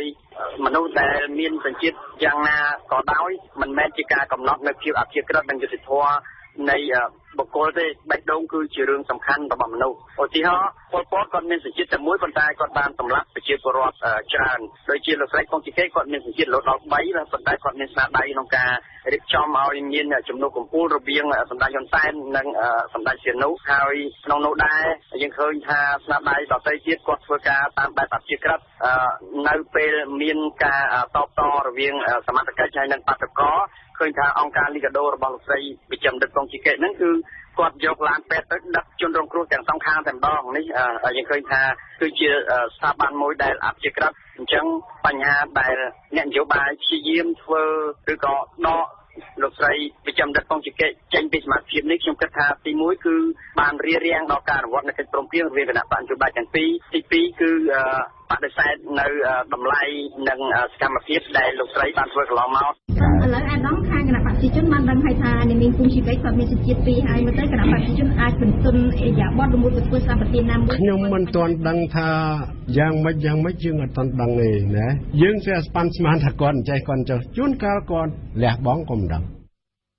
កម្មវិធីនេះសហការឧបត្ថម្ភដោយពីរ៉ាមីតជាទីភ្នាក់ងារបកប្រែនាំមកគេសាកលវិទ្យាល័យអាមេរិកភ្នំពេញ AUPP យកចិត្តទុកដាក់ខ្ពស់បំផុតចំពោះគុណភាពអប់រំដើម្បីធានាភាពជោគជ័យដល់និស្សិតមន្ទីរព្យាបាលធ្មេញប្រចាំជាមន្ទីរព្យាបាលធ្មេញឈានមុខគេនៅកម្ពុជាសាកលវិទ្យាល័យឯកទេសនៃកម្ពុជា CUS សិក្សាដើម្បីសមត្ថភាពវិជ្ជាជីវៈសិក្សាដើម្បីបុគ្គលិកលក្ខណៈសម្បត្តិល្អប្រពៃសិក្សានៅ CUS រមណីយដ្ឋានណាតយាជាឋានសួគ៌ត្រូពិចសម្រាប់លោកអ្នកនិងសាកលវិទ្យាល័យអាស៊ីអឺរ៉ុបមានបន្ថែមសេវាកម្មធានារ៉ាប់រងនិស្សិតលើគ្រោះថ្នាក់ផ្សេងៗទេសនាព្រឹត្តិការណ៍កម្ពុជាខណៈដែលសិលធម៌សង្គមកំពុងតែធ្លាក់ចុះយ៉ាងខ្លាំងដោយសារតែមនុស្សជាច្រើនមិនយកចិត្តទុកដាក់គោរពច្បាប់និងមិនសូវឲ្យតម្លៃលើសុជីវធម៌ឬក៏ការអត់ឱនគ្នានោះការកសាងធនធានមនុស្សជំនាន់ក្រោយដោយផ្ដើមពីកុមារតូចៗត្រូវគេមើលឃើញថាពិតជាមានសារៈសំខាន់ប៉ុន្តែប្រព័ន្ធអប់រំកម្ពុជានៅថ្នាក់បឋមសិក្សាហាក់នៅមិនទាន់ដើរតួនាទីគ្រប់គ្រាន់សម្រាប់បណ្ដុះគ្រឹះនៃធនធានមនុស្សឲ្យមានគុណភាពគ្រប់គ្រាន់នៅឡើយទេដូច្នេះកម្ពុជាគួរវិនិយោគឲ្យបានខ្លាំងបំផុតទៅលើការកសាងគ្រឹះសង្គមប៉ុន្តែគឺការវិនិយោគទៅលើផ្នែកអប់រំកុមារនេះឯងជាស្ថាប័នវិភាគរបស់ប៉ែនបូណាដំដែកតននៅក្តៅប្រដៅមនុស្សតននៅក្មេងនេះគឺជាសុភាសិតបុរាណខ្មែរដែលបង្ហាញពីសារៈសំខាន់នៃការអប់រំកុមារតូចដើម្បីឲ្យពួកគេក្លាយជាកូនល្អរបស់គ្រួសារនិងជាធនធានមនុស្សប្រកបដោយសក្តានុពលរបស់ប្រទេសជាតិទៅថ្ងៃអនាគតមានឧទាហរណ៍ងាយៗជាច្រើនណាស់ដែលអាចបញ្ជាក់បានថាការអប់រំមនុស្សទាមទារឲ្យមានការហ្វឹកហាត់តាំងពីតូចជាក់ស្ដែង ប្រសិនបើគេមិនបង្រៀនឲ្យកុមារចេះសំពះសួរឪពុកម្ដាយតាំងពីតូចទីនោះដល់ពេលធំឡើងពួកគេច្បាស់ជាមិនចេះលើកដៃសំពះឪពុកម្ដាយបានឡើយប្រសិនបើគេមិនបង្វឹកកុមារឲ្យប្រើពាក្យពីរោះពិសាតាំងពីតូចទេដល់ពេលធំឡើងពួកគេច្បាស់ជាពិបាកនឹងទម្លាប់ប្រើពាក្យពេចន៍ទាំងនោះណាស់ដូចគ្នាដែរប្រសិនបើគេមិនអប់រំកុមារឲ្យចេះបោះសម្រាមចូលក្នុងធុងសម្រាមនិងប្រសិនបើកុមារមិនត្រូវបានគេបង្រៀនឲ្យស្គាល់ពីឫសគល់នៃវប្បធម៌របស់ខ្លួនឲ្យបានច្បាស់លាស់ទេពួកគេច្បាស់ជាមានអកប្បកិរិយារាយមាយនិងមិនអាចស្គាល់ខ្លួនឯងច្បាស់ឡើយបច្ចុប្បន្ននេះប្រទេសកម្ពុជាកំពុងតែជួបប្រទះវិបត្តិសង្គមជាច្រើនដែលបណ្ដាលមកពីសិលធម៌សង្គមធ្លាក់ចុះដោយគ្រាន់តែកលេចមើលស្ដាប់ធ្នាប់ចរាចរណ៍តាមដងផ្លូវគេអាចយល់បានជាស្រេចអំពីកង្វះភាពស៊ីវិល័យនៃប្រជាពលរដ្ឋខ្មែរកង្វះភាពស៊ីវិល័យដែលបណ្ដាលមកពីអកប្បកិរិយាមិនគោរពច្បាប់រាប់ទាំងច្បាប់ចរាចរណ៍ក៏ដូចជាច្បាប់ផ្សេងៗទៀតម្យ៉ាងទៀតការបោះសម្រាមពីវាលពីកាលក៏នៅតែជារឿងមិនអាចកែប្រែបាននៅឡើយដែរទីណាមានមនុស្សច្រើនសម្រាមក៏ត្រូវគេបោះចោលគ្មានសណ្ដាប់ធ្នាប់កាន់តែច្រើននៅទីនោះដែរទាំងអស់នេះគឺជាទស្សនវិជ្ជាដែលគេបានជួបប្រទះជារៀងរាល់ថ្ងៃហើយវាមិនគ្រាន់តែធ្វើឲ្យសង្គមអកិត្តិយសនិងគ្មានសណ្ដាប់ធ្នាប់ប៉ុណ្ណោះទេតែវាក៏ជាគំរូអាក្រក់ដល់កុមារផងដែរសាលារៀនគ្មានមធ្យោបាយគ្រប់គ្រាន់ដើម្បីបង្វឹកកុមារអំពីចំណេះដឹងមូលដ្ឋានជាពិសេសអំពីសីលធម៌និងសុជីវធម៌នៅខណៈដែលនៅឯផ្ទះឯណោះឪពុកម្ដាយជាច្រើនជាប់រវល់មិនបានយកចិត្តទុកដាក់ចំពោះកូនទាល់តែសោះលើសពីនេះទៅទៀតគ្រួសារខ្មែរជាច្រើនរស់ក្នុងអំពើហិង្សាជាប្រចាំដែលធ្វើឲ្យកូនបាក់ស្បាតនិងខូចចិត្តងាកទៅមើលបរិស្ថានសង្គមឯនោះវិញកុមារក៏ហាក់ដូចជាទទួលបានគំរូល្អតិចជាងគំរូអាក្រក់ដែរគ្រឿងស្រវឹងត្រូវបានគេប្រើប្រាស់និងផ្សព្វផ្សាយគ្រប់ទិសទីរឿងភាពយន្តគួរឲ្យតក់ស្លុតរន្ធត់និងសើបស្រាលត្រូវបានគេដាក់បញ្ចាំងតាមទូរទស្សន៍ក្នុងម៉ោងដែលកុមារអាចមើលបានផ្ទុយទៅវិញទីកន្លែងកម្សាន្តឬទស្សនីយភាពសិល្បៈសម្រាប់កុមារនៅមានការខ្វះខាតយ៉ាងខ្លាំងសាលារដ្ឋក៏គ្មានមធ្យោបាយរៀបចំដំណើរកម្សាន្តបែបអប់រំដល់កុមារនោះដែរនៅពេលទំនេរពីការសិក្សាកុមារខ្មែរជាពិសេសកូនអ្នកក្រីក្រគ្មានឱកាសបានទទួលការកម្សាន្តត្រឹមត្រូវទេផ្ទុយទៅវិញពួកគេបែរជាប្រើពេលវេលាដើម្បីជួយរកលុយឪពុកម្ដាយថែមទៀតស្ថានភាពអស់ទាំងនេះបានបង្ហាញឲ្យឃើញពីសេចក្តីត្រូវការចាំបាច់នៅការវិនិយោគយ៉ាងច្រើនទៅលើកុមារដើម្បីឲ្យកម្ពុជាអាចកសាងបានធនធានមនុស្សរឹងមាំសម្រាប់ថ្ងៃអនាគតពិតណាស់ថាបរិយាកាសសង្គមនិងនយោបាយបានធ្វើឲ្យមនុស្សខ្មែរជំនាន់មុនជាច្រើនបាត់បង់ឱកាសដើម្បីក្លាយជាធនធានមនុស្សដ៏ល្អរបស់ប្រទេសជាតិមនុស្សខ្មែរមួយចំនួនមិនបានទទួលការអប់រំឬក៏បានតិចតួចខ្មែរខ្លះទៀតត្រូវបានអ្នកនយោបាយបង្វឹកឲ្យចេះខូខើកាប់សម្លាប់គ្នាគ្មានត្រាប្រណីចំណែកឯអ្នកចេះដឹងខ្លះត្រូវបានគេសម្លាប់ចោលស្ទើរគ្មានសល់អ្នកនៅរស់រានមានជីវិតជាច្រើនទទួលរងសម្ពាធផ្លូវចិត្តយ៉ាងធ្ងន់ធ្ងរក្រោយឆ្លងកាត់របបខ្មែរក្រហមនិងឆ្លងកាត់ស្ថានភាពអាក្រក់មួយចំនួនទៀតដែលនៅបន្តអូសបន្លាយរហូតដល់បច្ចុប្បន្នសរុបមកវិញមានតែការបណ្ដុះបណ្ដាលធនធានមនុស្សថ្មីប្រកបដោយគុណភាពនិងភាពស្អាតស្អំទេទើបអាចជាក្តីរំពឹងសម្រាប់កសាងប្រទេសមួយជឿនលឿនទៅថ្ងៃអនាគតបាននេះគឺជាទស្សនវិស័យវែងឆ្ងាយមួយដែលគេមិនអាចមើលរំលងបានឡើយក្នុងន័យនេះការតម្រង់ទិសកុមារគឺជាសេចក្តីត្រូវការចាំបាច់ដើម្បីបំពេញចំណុចខ្វះខាតរបស់កម្ពុជាខ្លួនឯងផងក៏ដូចជាដើម្បីប្រឹងរត់ឲ្យទាន់គេឯងក្នុងតំបន់ផងផ្ទុយទៅវិញប្រសិនបើមនុស្សខ្មែរចំនួននេះនាំគ្នាយកទៅរួចខ្លួនមួយគ្រាកម្ពុជាមិនត្រឹមតែគ្មានឫស្សីរឹងមាំតែប៉ុណ្ណោះទេតែក៏នឹងគ្មានទំពាំងសម្រាប់ស្នងឫស្សីផងដែរទស្សនៈព្រឹត្តិការណ៍ពិភពលោកយុវជនឆេជេនីបានផ្ដើមបម្រើកងទ័ពរុស្ស៊ីឡើងវិញក្រោយពីអាឃានអស់រយៈពេល20ឆ្នាំព្រឹត្តិការណ៍នេះដែលកើតឡើងនៅថ្ងៃទី17វិច្ឆិកាកន្លងទៅស្ថិតនៅក្នុងរង្វង់នៃការយកចិត្តទុកដាក់របស់ប្រព័ន្ធផ្សព្វផ្សាយរុស្ស៊ីពីព្រោះសាធារណរដ្ឋឆេជេនីក្នុងទសវត្សរ៍ទី90ល្បីជាដែនដីបះបោរផ្ដាច់ខ្លួនចេញពីសហព័ន្ធរុស្ស៊ី ប៉ុន្តែក្រោយពីការទទូចសុំពីខាងប្រមុខសប្តាហ៍ថ្ងៃនៃទឹកដីនេះក្រសួងការពារជាតិរុស្ស៊ីក៏ព្រមអនុញ្ញាតឲ្យយុវជនឆេឆេនីចាប់តាំងពីឆ្នាំ2014នេះតទៅទទួលលទ្ធភាពធ្វើការបរិច្ចាគកិច្ចយោធាជាថ្មីវិញនៅក្នុងកងទ័ពរុស្ស៊ីយើងស្ដាប់បទអន្តរាគមន៍របស់កែវឆាយាពីទីក្រុងមូស្គូគឺក្នុងសប្តាហ៍នេះនាថ្ងៃ17វិច្ឆិកាកន្លងទៅដែលក្រោយពីអាខានអស់20ឆ្នាំមកមានយុវជនឆេឆេនី100នាក់ដំបូងបានទៅដល់តំបន់ចុងបូព៌ាដើម្បីចូលខ្លួនបម្រើក្នុងកងនាវីរុស្ស៊ីប្រចាំនៅមហាសមុទ្រប៉ាស៊ីហ្វិកដែលជាព្រឹត្តិការណ៍ស្ថិតនៅក្នុងចំណាប់អារម្មណ៍គ្រប់តែមធ្យោបាយឃោសនាមហាជនរុស្ស៊ីឥតរំលងឡើយការដែលគេទៅដល់នោះគឺក្នុងបរិបទនៃការកោះហៅសារៈរដូវឲ្យចូលបរិច្ចាគកិច្ចយោធាដែលបានចាប់ផ្ដើមតាំងពីថ្ងៃទី1តុលាម្លេះហើយនឹងពន្យាទៅរយៈពេល3ខែរហូតដល់ថ្ងៃទី31ធ្នូ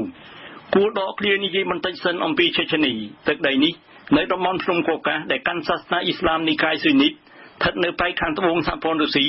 ក្នុងទសវត្សរ៍ទី90បានក្លាយទៅជាដែនប្រមាញ់នៃពួកភេរវជនមកពីដើមបូព៌ាលោកអារ៉ាប់កាលនោះកងទ័ពរុស្ស៊ីចំនួន95,000នាក់បានច្បាំងទៅនឹងពួកឧទាមផ្ដាច់ទឹកដីនេះចំនួន30,000នាក់និងពួកទាហានស៊ីឈ្នួលបរទេស47,000នាក់ដោយខាងកងទ័ពរុស្ស៊ីបាត់បង់អស់ជាង 5,500 នាក់ហើយខាងពួកឧទាមនឹងគ្នាគេស្លាប់អស់ជាង 17,000 នាក់ទម្រាំម៉ូស្គូអាចរក្សាបូរណភាពដែនដីសហព័ន្ធរុស្ស៊ីនៅគង់ដដែលតាំងពីឆ្នាំ2000មកស្របនឹងច្បាប់ស្តីអំពីកាតព្វកិច្ចយោធាត្រូវក៏ហៅឲ្យចូលបម្រើកងទ័ពគឺយុវជនក្នុងវ័យពី18ដល់27ឆ្នាំគិតជាសរុបនៅទូទាំងសហព័ន្ធរុស្ស៊ីត្រូវក៏ហៅក្នុងមួយរដូវនេះឲ្យចូលបរិច្ចាគកិច្ចយោធាគឺយុវជនចំនួន 154,100 នាក់ពីក្នុងនោះពីខាងសាធារណរដ្ឋឆេឆេនីសរុបទៅគឺតែ500នាក់ពីក្នុងចំណោមបណ្ដាជនប្រមាណ1,400,000 នាក់រស់នៅទីនោះយុវជនឆេឆេនី400នាក់ទៀតត្រូវទៅដល់មន្ទីរទាហានតំបន់ផ្លែកៗនៃប្រទេសរុស្ស៊ីការបរិច្ចាគកិច្ចយោធាផ្ទាល់នឹងមានរយៈពេល1ឆ្នាំដែលក្នុងកងទ័ពត្រូវគេនិយមប្រើពាក្យថា12ខែជាការប្រៀបធៀបសម័យសូវៀតការបរិច្ចាគកិច្ចយោធាបានពន្យាទៅរហូតដល់3ឆ្នាំប៉ុន្តែបន្ទាប់ពីកំណែទម្រង់ឆ្នាំ1967គឺចុះមកនៅត្រឹម2ឆ្នាំប៉ុន្តែការបម្រើក្នុងកងនាវាគឺនៅ3ឆ្នាំដដែលក្រោយពីសហភាពសូវៀតរលាយទៅ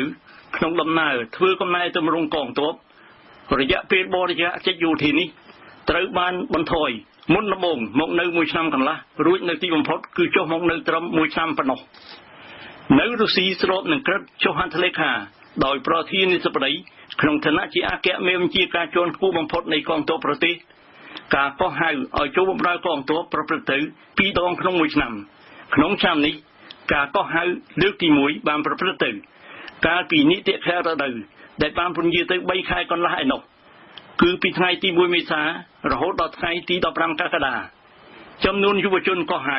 ក៏ 154,100 នាក់ដែរជាការកត់សម្គាល់តាំងពីឆ្នាំ2004មកស្របនឹងសិទ្ធិពលរដ្ឋចែងក្នុងរដ្ឋធម្មនុញ្ញយុវជនណាដែលដោយមកពីជំនឿសាសនាឬមកពីមូលហេតុផ្សេងជាសត្យានុមត្តមិនហ៊ានកាន់អាវុធនៅដៃគឺត្រូវអនុញ្ញាតឲ្យបរិច្ចាគកិច្ចក្នុងផ្នែកស៊ីវិលបែបយ៉ាងបម្រើអ្នកជំងឺនៅមន្ទីរពេទ្យឬបំពេញការងារស៊ីវិលណាដែលមានប្រយោជន៍សម្រាប់សង្គមនិងរដ្ឋប៉ុន្តែរយៈពេលបរិច្ចាគកិច្ចនេះនឹងពន្យាទៅយូរជាងគឺរហូតដល់21ខែតាមតួលេខប្រកាសដោយ Department ទទួលបន្ទុកខាងកោះហៅឲ្យចូលបរិច្ចាគកិច្ចយោធានៅអមអគ្គសេនាធិការដ្ឋានកងទ័ពបើក្នុងនីតិខែរដូវមានបញ្ជូនយុវជនកោះហៅនោះចំនួន325នាក់ទៅបម្រើផ្នែកស៊ីវិលជាជំនួសផ្នែកយោធានោះក្នុងសារៈរដូវនេះគឺគ្រោងបញ្ជូនទៅក្នុងផ្នែកស៊ីវិលដល់ទៅ458នាក់ពេលដែលសហភាពសូវៀតទើបរលំទៅក្នុងឆ្នាំ1991កងទ័ពរុស្ស៊ីបានមានចំនួនជិត 2,900,000 នាក់ជាលទ្ធផលនៃកំណែទម្រង់នៅឆ្នាំ2008ចំនួននេះចុះមកនៅ 1,140,000 នាក់ហើយចាប់ពីឆ្នាំ2013មកចំនួនទាហាននិងនាយទាហានរុស្ស៊ីគឺរួញខោចមកនៅត្រឹម 769,000 នាក់ទេសនាសារព័ត៌មាន នេះ ទីទស្សនៈសារព័ត៌មាននៅថ្ងៃនេះគឺជាភារៈរបស់លីមីងហួរតែនៅថ្ងៃនេះសារព័ត៌មានដែលចេញផ្សាយនៅស្រុកខ្មែរចាប់អារម្មណ៍លើព្រឹត្តិការណ៍អ្វីខ្លះសូមអញ្ជើញលោកអ្នកនាងស្ដាប់ការអធិប្បាយរបស់លីមីងហួរដូចតទៅកាសែតចេញផ្សាយនៅថ្ងៃសុក្រនេះបានផ្ដោតការចាប់អារម្មណ៍ទៅលើប្រធានបទរួមគ្នាមួយនោះគឺពាក់ព័ន្ធទៅនឹងការលើកឡើងរបស់លោកនាយរដ្ឋមន្ត្រីហ៊ុនសែនទៅលើកិច្ចព្រមព្រៀងនយោបាយថ្ងៃ22កក្កដាកាសែតរស្មីកម្ពុជាបានដាក់ចំណងជើងធំរបស់ខ្លួននៅថ្ងៃសុក្រនេះថាសម្ដេចតេជោរំលឹកគណៈបកប្រឆាំងអំពីកិច្ចព្រមព្រៀងថ្ងៃ22កក្កដា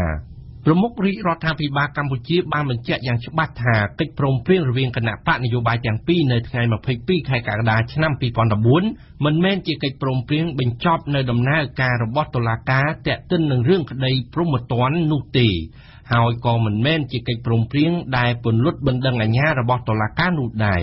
នេះបើតាមរស្មីកម្ពុជាបន្ថែមថាសម្ដេចតេជោនាយករដ្ឋមន្ត្រីហ៊ុនសែនបានថ្លែងបែបនេះនៅក្នុងពិធីប្រគល់សញ្ញាបត្រជូននិស្សិតនៃសាកលវិទ្យាល័យ IIC កាលពីព្រឹកថ្ងៃ20ខែវិច្ឆិកានៅវិទ្យាស្ថានជាតិអប់រំសារផ្ទាល់មាត់នេះជាការឆ្លើយតបមួយចំពោះការចោទប្រកាន់របស់គណៈបកសង្គ្រោះជាតិដែលបានចោទមកលើគណៈបកប្រជាជនកម្ពុជាថាបានរំលោភលើកិច្ចព្រមព្រៀងថ្ងៃ22ខែកក្កដាឆ្នាំ2014នេះបើតាមរស្មីកម្ពុជាលើប្រធានបទដដែលនេះកោះសន្តិភាពបានដាក់ចំណងជើងធំរបស់ខ្លួននៅថ្ងៃសុក្រនេះថាកុំចាក់សាំងលើភ្លើងកិច្ចព្រមព្រៀងថ្ងៃ22កក្កដាមិនមែនជាការបញ្ចប់រឿងនៅតុលាការទេតាមកោះសន្តិភាពសម្ដេចអគ្គមហាសេនាបតីតេជោហ៊ុនសែននាយករដ្ឋមន្ត្រីនៃប្រជាណាចក្រកម្ពុជាបានមានប្រសាសន៍ថាសូមឲ្យអ្នកដទៃមានការប្រុងប្រយ័ត្នទៅលើពាក្យសម្ដីកិច្ចព្រមព្រៀងរវាងគណៈបកនយោបាយទាំងពីរ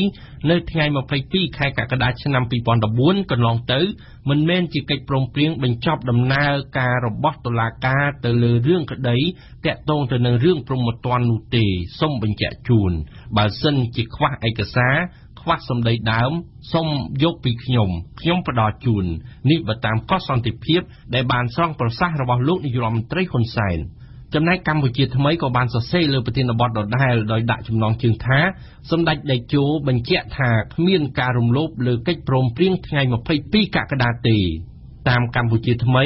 វាជាសារថ្មីមួយដែលបានផ្ញើទៅកាន់គណៈបកសង្គ្រោះជាតិបន្ទាប់ពីមានការចាប់ប្រកាន់ថាគណៈបកប្រជាជនកម្ពុជានិងរាជរដ្ឋាភិបាលបានរំលោភលើកិច្ចព្រមព្រៀងរវាងគណៈបកទាំងពីរនាពេលកន្លងមកនោះនៅថ្ងៃសុក្រនេះកម្ពុជាថ្មីក៏បានរំលេចនៅរូបថតមួយផ្ទាំងធំលើទំព័រមុខរបស់ខ្លួនដែលបង្ហាញពីព្រះករុណាព្រះបាទសម្ដេចព្រះបរមនាថនរោត្តមសីហមុនីព្រះមហាក្សត្រនៃប្រជាណាចក្រកម្ពុជាយាងថតរូបអនុស្សាវរីយ៍ជាមួយសិស្សានុសិស្សនៅខេត្តកំពតព្រះមហាក្សត្រកោតសរសើរការរីកចម្រើននៃវិស័យអប់រំនេះជាចំណងជើងធំរបស់កម្ពុជាថ្មីសរសេរថានៅក្នុងបរិយាពិធីសម្ពោធដាក់ឲ្យដំណើរការវិទ្យាល័យព្រះនរោត្តមសីហមុនីនៅខេត្តកំពតកាលពីថ្ងៃទី20ខែវិច្ឆិកាឆ្នាំ2014ព្រះករុណាព្រះបាទសម្ដេចព្រះបរមនាថនរោត្តមសីហមុនីព្រះមហាក្សត្រនៃប្រជាណាចក្រកម្ពុជាបានបង្ហាញនៅហារតីរីករាយចំពោះរាជរដ្ឋាភិបាលដែលបានលើកស្ទួយវិស័យអប់រំជាតិព្រះករុណាជាអង្គម្ចាស់ជីវិតតម្កល់លើត្បូងបានមានព្រះរាជបន្ទូលថាខ្ញុំព្រះករុណាខ្ញុំមានសេចក្តីរីករាយចំពោះគោលនយោបាយរបស់រាជរដ្ឋាភិបាលកម្ពុជាដែលបានលើកឡើងអំពីយុទ្ធសាស្ត្រចតុកោណក្នុងនោះមានការលើកស្ទួយវិស័យអប់រំជាតិផងដែរនេះបើតាមកម្ពុជាថ្មីលើទំព័រមុខរបស់កម្ពុជាថ្មីក៏បានសរសេរលើប្រធានបទគួរឲ្យចាប់អារម្មណ៍មួយនោះគឺក្រុមហ៊ុនប្រេងឥន្ធនៈចំនួន5នៅកម្ពុជាបានស្ម័គ្របញ្ចុះតម្លៃមកក្រោម 5,000 រៀលក្នុង1លីត្រក្រុមហ៊ុនប្រេងឥន្ធនៈចំនួន5ដែលកំពុងប្រតិបត្តិរកស៊ីចែកចាយប្រេងសាំងនៅប្រទេសកម្ពុជាបានស្ម័គ្របញ្ចុះតម្លៃមកក្រោម 5,000 រៀលក្នុង1លីត្រចាប់ពីថ្ងៃទី20វិច្ឆិកាឆ្នាំ2014ហើយការសម្រេចចុះតម្លៃប្រេងសាំងរបស់ក្រុមហ៊ុនទាំង5ខាងលើនេះបានធ្វើឡើងនៅក្នុងកិច្ចពិភាក្សាមួយកាលពីថ្ងៃពុធតម្លៃប្រេងនៅកម្ពុជាចាប់ធ្លាក់ចុះពីថ្ងៃនេះតាមទីផ្សារអន្តរជាតិនេះគឺជាចំណងជើងរឿងធំនៅក្នុងកាសែតភ្នំពេញប៉ុស្តិ៍បានសរសេរថាក្រុមហ៊ុនផ្គត់ផ្គង់ប្រេងឥន្ធនៈនៅកម្ពុជាទើបតែទម្លាក់តម្លៃប្រេងឥន្ធនៈនៅតាមស្ថានីយ៍ខណៈដែលតម្លៃប្រេងនៅលើទីផ្សារអន្តរជាតិបានធ្លាក់ចុះជាច្រើនខែមកហើយក្រុមហ៊ុនចែកចាយប្រេងឥន្ធនៈទាំង5ដែលបានបញ្ចុះតម្លៃប្រេងនៅក្រោម 5,000 រៀលនោះ រួមមានក្រុមហ៊ុនប្រេងឥន្ធនៈសូគីមិចកម្ពុជាតេឡា PTT កម្ពុជាក្រុមហ៊ុន BVM និងក្រុមហ៊ុនសាវីមិចនៅលើទំព័រមុខភ្នំពេញប៉ុស្តិ៍ក៏បានសរសេរដែរថាជីម៉ាក់ថាឆ្នាំថ្មីកម្មករអាចរកចំណូលសរុបរហូតដល់$250តាមភ្នំពេញប៉ុស្តិ៍នៅក្នុងសេចក្តីថ្លែងការណ៍មួយចេញនាសប្តាហ៍នេះសមាគមរោងចក្រកាត់ដេរនៅកម្ពុជាហៅកាត់ថាជីម៉ាក់បានអះអាងថាតាមរយៈប្រាក់ឈ្នួលអបបរមាថ្មីកម្មករម្នាក់អាចរកចំណូលបានរហូតដល់$250ក្នុងមួយខែក៏ប៉ុន្តែអ្នកខ្លះថាតួលេខប៉ាន់ស្មាននេះគឺជាការបំផោងយ៉ាងខ្លាំងសហគមន៍ខ្មែរនៅប្រទេសបារាំងសម្រាប់នាទីសហគមន៍ខ្មែរនៅប្រទេសបារាំងរបស់យើងសូមលោកអ្នកនាងស្ដាប់បទយូការបស់ឈឹមបុប្ផាពីទីក្រុងប៉ារីសារណារបស់នរវតុកាត់ខិនឈែដែលទទួលបានពិន្ទុខ្ពស់កោតសរសើរខ្លាំងពីសំណាក់គ្រូមេប្រយោគផ្ដោតខ្លាំងទៅលើការចាប់ផ្ដើមបដិសន្ធិនៃការជឿគ្រឹះសាសនានៅក្នុងចំណោមជនជាតិភ្នងនៅកម្ពុជាហើយនឹងការប្រែប្រួលអត្តសញ្ញាណរបស់ជនជាតិមួយនេះនៅក្រៅការជួលលុកលុយនៃវប្បធម៌និងសាសនាបរទេសដែលមើលឃើញថាសាសនាគ្រិស្តដែលមិនធ្លាប់មាននៅក្នុងតំបន់ភាគខាងជើងកម្ពុជាតាំងពីដើមសម័យអាណានិគមបារាំងមករហូតមកទល់នឹងសម័យខ្មែរក្រហមខ្ញុំបានប្រាប់ខ្លួនឯងថាវាគួរឲ្យចាប់អារម្មណ៍ខ្លាំងណាស់ប្រសិនបើខ្ញុំសិក្សាលើរបៀបដែលថាសាសនាគ្រិស្តត្រូវបាននាំចូលមកកាន់តំបន់ជនជាតិតាមរយៈគម្រោងអភិវឌ្ឍនានានៅឡើយសាសនាគ្រិស្តត្រូវបានគេនាំចូលទៅកាន់តំបន់ជនជាតិភាគតិចតាំងពីមុនសម័យអាណានិគមបារាំងម្លេះគឺតាំងពីយូរមកហើយដើម្បីស្វែងយល់ពីការគោរពគ្រឹះសាសនារបស់ជនជាតិភ្នងកាត់ខិនឈែបានចំណាយរយៈពេល18ខែរស់នៅនិងនិយាយភាសាភ្នងជាមួយនឹងគ្រួសារភ្នងនៅក្នុងស្រុកប៊ូសារ៉ាខេត្តមណ្ឌលគិរីគឺនៅទីនោះហើយដែលកាត់ខិនឈែបានរៀនយល់ដឹងពីរបៀបដែលគ្រឹះសាសនាបានចូលទៅឈរជើងនៅក្នុងចំណោមជនជាតិភ្នងមួយចំនួនដែលតាមពិតទៅតាំងតែពីដើមមកតែងតែជឿទៅលើព្រលឹងអារ្យអ្នកតាគ្រឹះសាសនាដែលចូលទៅដល់មណ្ឌលគិរីមិនមែនជាក្រុមសាសនាបរទេសនាំចូលទៅទេប៉ុន្តែគឺជនជាតិភ្នងដែលបានទៅរៀនសាសនាគ្រិស្តនៅទឹកដីវៀតណាមនិងនាំត្រឡប់ចូលមកមណ្ឌលគិរីវិញក្រោយសម័យខ្មែរក្រហមខ្ញុំសូមរំលឹកបន្តិចថានៅអំឡុងឆ្នាំ1970នៅពេលដែលអាមេរិកទម្លាក់គ្រាប់ខ្លាំងនៅភាគខាងជើងកម្ពុជាជនជាតិភ្នងមួយចំនួនបានគេចខ្លួនទៅនៅក្នុងទឹកដីវៀតណាមនៅក្នុងជំរំពួកសាសនាអាមេរិកកាំងបានបញ្ចុះបញ្ចូលពួកគេឲ្យជឿព្រះយេស៊ូវនៅពេលសង្គ្រាមទម្លាក់គ្រាប់លើភូមិគេជឿថាទៀងក្រឡស្រូវគោដែលជាវត្ថុជំនឿរបស់ជនជាតិភាគតិចត្រូវបានគេបំផ្លាញមានន័យស្មើថានឹងរងរបួសតាមប្រពៃណីទំនៀមទម្លាប់គេត្រូវធ្វើពិធីសែនព្រេនដើម្បីសុំទោសដល់ព្រលឹងអ្នកតាថែរក្សាវត្ថុទាំងអស់នោះ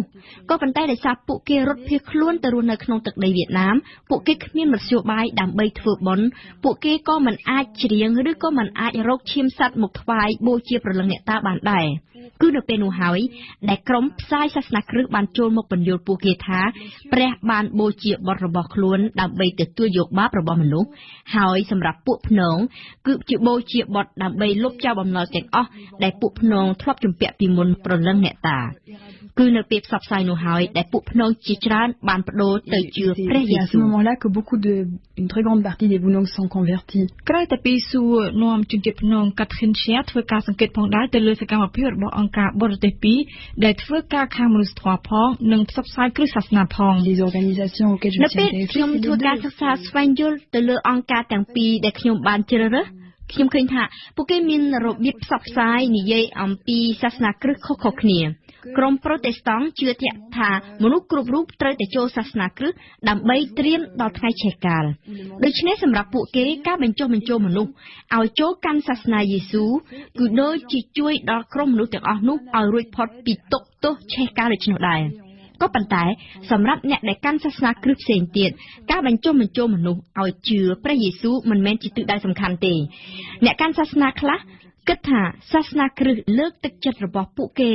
ឲ្យធ្វើការផ្នែកសង្គមជួយអ្នកដទៃក៏ប៉ុន្តែខ្ញុំជឿថាគេអាចរកឃើញក្រុមសាសនាខ្លះដែលប្រើគ្រឿងថ្នាំពេទ្យជាមធ្យោបាយសម្រាប់បើកផ្លូវទៅបញ្ចុះបញ្ចូលមនុស្សឲ្យជឿស៊ប់លើព្រះយេស៊ូវ កាត់ខេនជាអានជាភាសាភ្នំបានយ៉ាងច្បាស់ជាងភាសាខ្មែរដោយមានជំនួយពីប្រាក់ណេតដែលដើរតួជាអ្នកបកប្រែនិងជាអ្នកណែនាំកាត់ខេនឲ្យស្គាល់ទំនៀមទម្លាប់ប្រពៃណីរបស់ជនជាតិភ្នំ Dit la mon konwa yat magop nau ngui ku tabri pe barang hai ma nau nat mau ngui hai ma กับนาราจึงหลักคุณให้กระเตนเดียดังคริสต์ศาสนาในเปลี่ยนศาสนาและคณะรวมสิ่งที่อมปีกับปราเชียมจนจิตพน้องเก็บปราเชียมนำไปโบเชียถวายแต่เปรย์ระบบเกก็เป็นแต่ในขนมคริสต์ศาสนาพระเยซูตอลยกเชียมระบบไปอ๋องซอยตีมังคุดเลยช่วยช้างหายกเชียมนั้นหาโดยจีเลี้ยงเอาไว้ถึงอ๋อได้จะเปิดบาปอันจังตรงนั้นจะบอกจนจิตเป็นแต่พน้องนั้น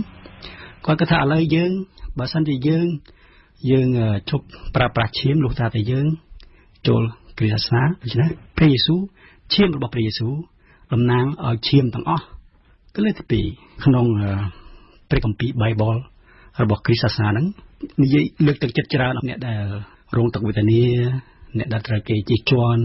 เนี่ยได้ตระเกบบ้องเจ้าไอเกาจึงตามอย่างนี้โดยสายจนจิตเพียติกในภูมิปีไอซานหรือก็ตูเต๋อจนจิตเพียติกคือเพียบไอเก่าจรานโดยจีปีนโยบายการจีจวนหรือจีจวนมาทับคือโดยจีสังเกตโดยกอดมันดังเป็นมูลค่าได้จังในดำบอลกอดสับเป็นสังเกตอะไรที่ยังเถอะแต่เอาในจิตเพียบวิตานียังเถอะจังในขนมเปรกของปีระบบคริสต์ศาสนาโดยจีช่วยผู้กอดไม่ยากbeaucoup de travaux même sur des populations minoritaires d'autres ការសិក្សាជាច្រើនកន្លងមកដែលនិយាយអំពីការបដូរសាសនារបស់ជនជាតិភាគតិចបានបង្ហាញថានៅពេលក្រុមជនជាតិបានចូលកាន់សាសនាគ្រិស្តពួកគេមានអារម្មណ៍ថាបានចូលទៅក្នុងបណ្ដាញរបស់សាសនាដែលល្បីល្បាញមានគេទទួលស្គាល់នៅក្នុងពិភពលោកគឺមិនដូចជាសាសនាដើមរបស់ពួកគេដែលមិនត្រូវបានគេឲ្យតម្លៃនោះទេអ្វីដែលធ្វើឲ្យខ្ញុំចាប់អារម្មណ៍នៅក្នុងករណីជនជាតិភាគតិចភ្នងគឺជនជាតិនេះបានសម្របខ្លួនរស់នៅទៅតាមការអភិវឌ្ឍរបស់ប្រទេសជឿសាសនាថ្មីមួយទៀតដោយមិនបោះបង់ចោលទំនៀមទម្លាប់ចាស់បុរាណរបស់ពួកគេ avec une identité autre que l'identité khmer ពីមុនសែនព្រេនយ៉ាងទៅល្អមិនមែនថាអត់ល្អគឺល្អមែនតើប៉ុន្តែសប្តាហ៍ថ្ងៃនេះយើងឃើញថាសមិទ្ធដ្ឋានដែលជំរុញឲ្យពួកគាត់មិនអាចធ្វើបានគឺច្រើនដូចជា preacher អស់ហើយซึ่งគេឈូសឆាយព្រៃគេដីដែលគាត់អរិយអ្នកតាដែលពួកគាត់គ្រប់ដែលជាអត្តសញ្ញាណរបស់ពួកគាត់ដែលជាដូចជាព្រះរបស់ពួកគាត់ត្រូវក្រុមហ៊ុនត្រូវរដ្ឋាភិបាលផ្ដល់ដីសម្បត្តិឲ្យទៅក្រុមហ៊ុនអញ្ចឹងជួបំផ្លាញរបស់គ្នាអស់អញ្ចឹងពួកគាត់មានតែជំរើសទី1ជំរើសគឺផ្លាស់ប្ដូរសាសនា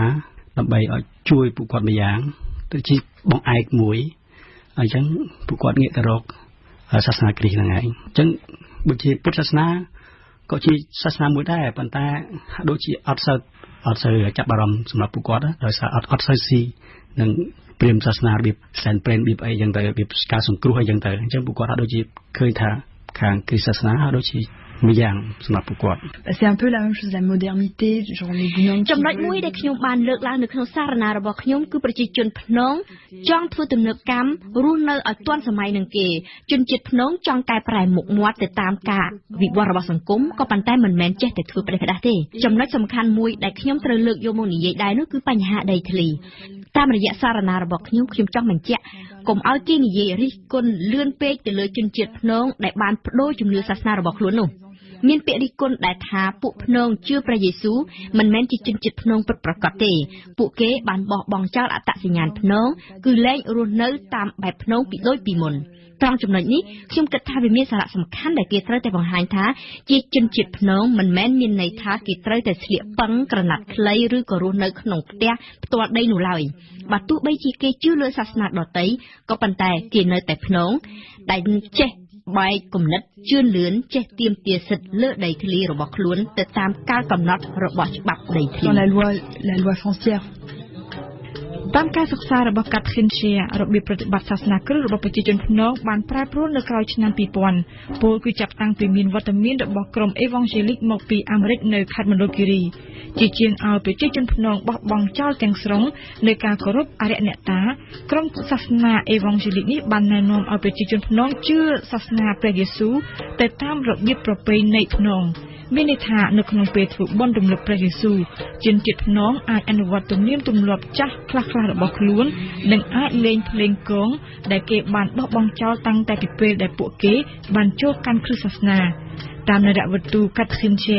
ការងាររបស់បុព្វជិតបរទេសទាំងនោះបានលើកតម្លៃជនជាតិភ្នំនិងបានជួយបើកផ្លូវឲ្យពួកគេបានភ្លឺភ្នែកស្គាល់អ្វីជាសិទ្ធិពិសេសរបស់ជនជាតិភាគតិច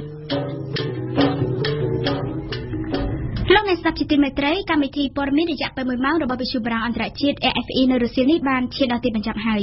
យើងខ្ញុំសូមថ្លែងអំណរគុណចំពោះភក្ដីភាពរបស់លោកដានីដែលបានបើកស្ដាប់ការផ្សាយកម្មវិធីព័ត៌មានរបស់យើងចាប់ពីវេលាម៉ោង 2:30 នាទីរុស្ស៊ីនេះតទៅលោកដានីនឹងបានស្ដាប់បន្តនៅកម្មវិធីព័ត៌មានខ្លីអរគុណវិសាលដែលបានជួយបញ្ជាផ្នែកបច្ចេកទេសនៅខណៈពេលនេះនាងខ្ញុំស៊ូមសុភារីរួមនឹងសហការីទាំងអស់របស់វិទ្យុបារាំងអន្តរជាតិ AFE សូមអរគុណនិងសូមជម្រាបលា